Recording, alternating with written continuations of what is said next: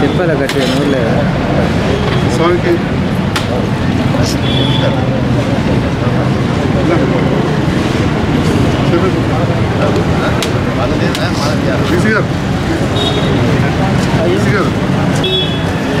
అన్న సైడ్ కూడా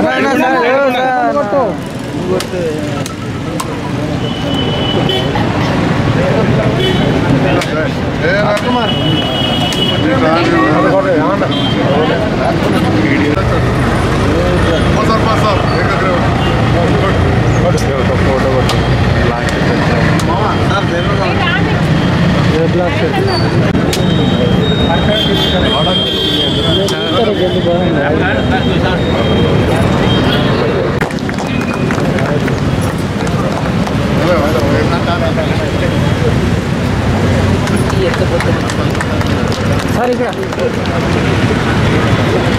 sir sir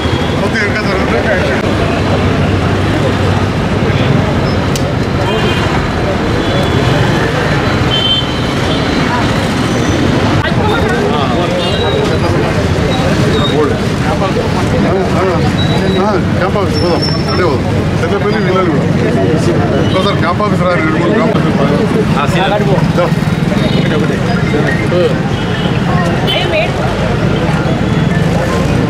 ఏ గారికి ఎంత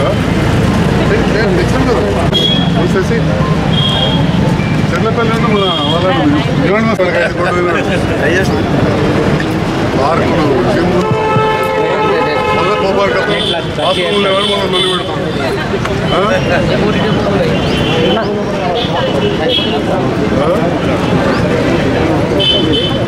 పట్టణంలోని అతి ముఖ్యమైన రోడ్డు కరీంనగర్ రోడ్లో కొత్త బస్టాండ్ నుంచి గరూరు వాగు వరకు కూడా సరిగా మోరలేని పరిస్థితి. మన గౌరవ అధికారులు మరియు ఇప్పటి చైర్మన్ శ్రీలత గారు రాము అప్పుడు మాట్లాడి కొంతవరకు కరీంనగర్ డైరీ వద్ద రోడ్ ఏర్పాటు చేయడం డ్రైన్ ఏర్పాటు చేయడం జరిగింది. అతి ముఖ్యమైన కార్యాలయాలు ఇక్కడ ఉన్నాయి.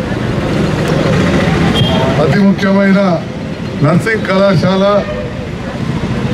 మెడికల్ కళాశాల, జడ్జి గారి క్వార్టరు, డిఎస్పీ గారు ఎస్పీ గారి ఆఫీస్ అంతకుముందు, అట్లనే బస్ డిపో, ఇవన్నీ ఉన్న ప్రాంతంలో ట్రైన్ లేక కొత్తగా నిర్మాణాలు అయితే అప్పుడున్న కాంట్రాక్టర్లు గోడలు కట్టేటప్పుడు బిల్డింగ్ కట్టేటప్పుడు ట్రైన్ ఇంక్లూడ్ లేదని చెప్పడం, మరి వాస్తవానికి కూడా సరిగా మోరు లేకపోతే రోడ్డు మీదకి వచ్చి దుర్గంధం ఉండడం అనే ఆలోచన చేసి 1 కోటి రూపాయలతోటి ఇప్పుడు రోడ్డు పనులు ప్రారంభం చేస్తారు.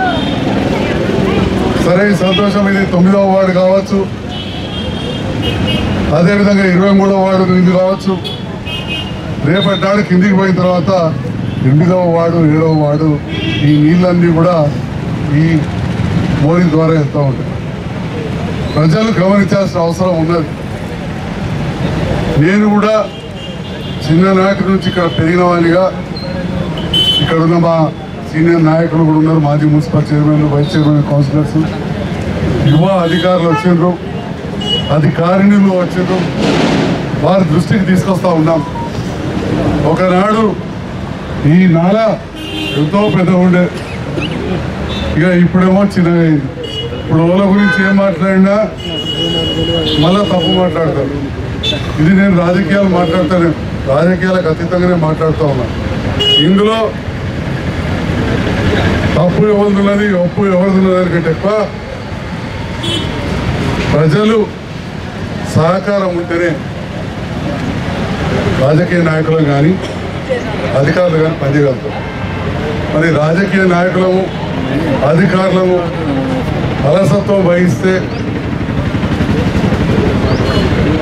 ఎప్పుడైతే ప్రజాహితం చూడకుండా వ్యక్తుల ముఖం చూసి వ్యవస్థను చూడనప్పుడు, వ్యక్తులను పట్టించుకొని వ్యవస్థను పట్టించుకున్నప్పుడు ఇలాంటివి అన్నీ జరుగుతాయి. అయితే వ్యక్తుల మీద కక్షపూరితంగా కూడా ఉండకూడదు. ఎట్ ద సేమ్ టైం కొంతమంది వ్యక్తుల కోసం మన వ్యవస్థను పాడు చేసే పరిస్థితి అవుతుంది. ఇవాళ ఈ నాలా కలవరికి ఇడిదిక్కు ఇంత పెద్ద కలవడుతుంది, అడిదిక్కు చూస్తే చిన్న కలవడుతుంది, పడమటి దిక్కు పెద్ద కలవడుతుంది, తూర్పు దిక్కు చిన్న కనబడుతుంది, ఆ కిందికైనా కొద్దిగా ఇంకా చిన్నగా అవుతుంది.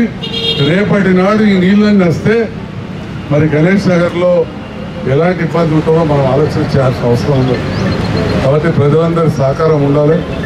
మొన్న మా మిత్రులు అక్కడ నాల మీద రోడ్ వేయాలని నేను చెప్పిన నాల ఒక్క చేసారు, చిన్నగా చేసారు. ఎందుకంటే పునరగడ్డ కూడా పెద్ద పర్య ఉంటుంది, పేద పర్యాలు. ఈ కాలంలో పిల్లలకు భాష తెలుస్తుందో తెలియదు.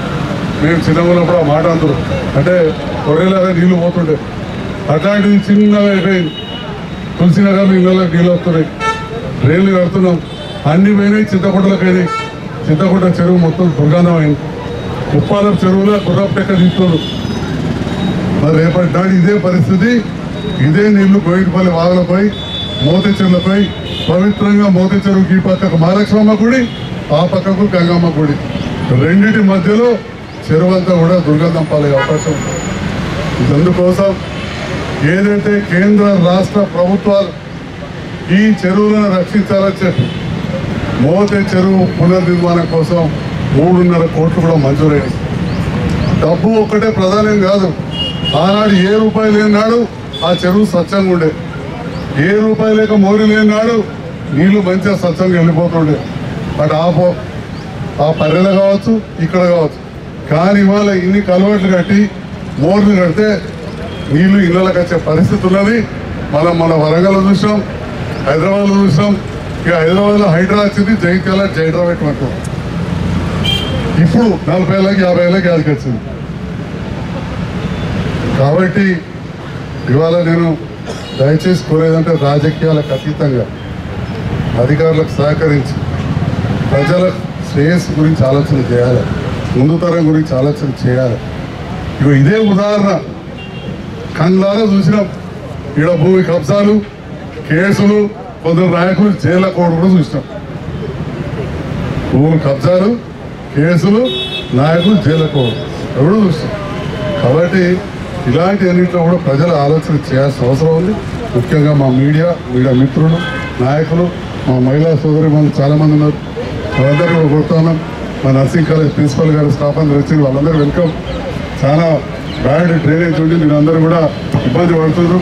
2 దిక్కులు కూడా కంప్లీట్ డ్రైనేజ్ అవుతున్నది, లేకపోతే గోడ ఎప్పుడు కూలిపోతుందా అనే పరిస్థితి ఉండింది. అలాంటి దానికి 2 దిక్కులు డ్రైనేజ్ అవుతున్న సందర్భంలో మీకు కూడా శుభాకాంక్షలు తెలియజేస్తా ఉన్నా. Thank you. 1 and all.